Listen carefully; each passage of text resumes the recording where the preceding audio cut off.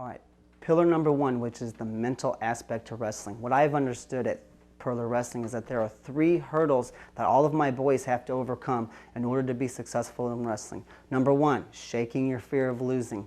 Number 2, defining success, what success really is. And number 3, making a decision to win.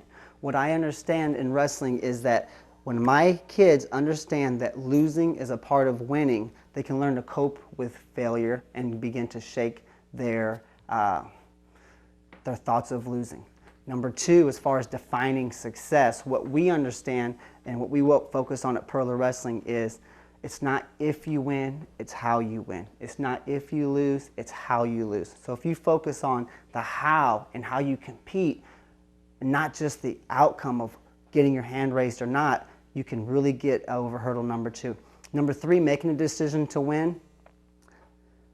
As a coach, I can't help a wrestler until he decides that it's time to start winning. So if you're not getting out of the sport what you're putting into it, it's time to sit down and think about showing up to matches to win.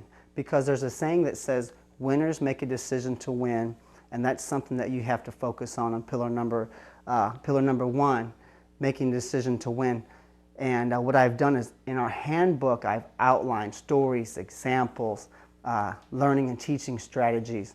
And it's not something we can really outline here on the video as we can with our positioning, hand fighting, and technique. So I would refer you to the handbook and read some of the things and articles that I've written up 2-3 times a week so that you can start to understand and absorb some of the fundamental approaches to developing the mental side of your game. And from a coaching standpoint, once you read and understand what I've outlined for you, and you can take some of the stories and teaching techniques that I've outlined for you in the handbook, you can take these into your wrestling room and help your wrestlers so that once they develop the mental side of wrestling, they can begin to focus on winning and wrestling to win rather than wrestling not to lose. All right, pillar number 2 is positioning. This is much more important than technique. Basically what positioning is it is a way to keep your body into such a position where that not only number 1 can you be strong and quick and powerful, but number 2 to block out your opponent. So much of wrestling is always just about what you're going to do, but it's also about not getting scored on and being able to block your opponent out. No different than a good baseball stance will enable you to have a quick, explosive, powerful swing.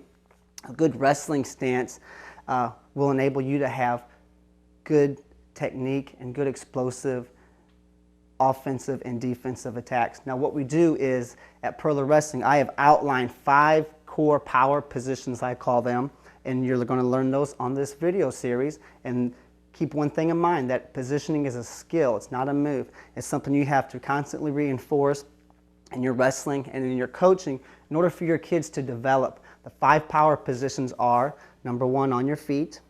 Number 2, when you're in on a leg attack. Number 3, when you're in a sprawl position, when your opponent's in on your legs.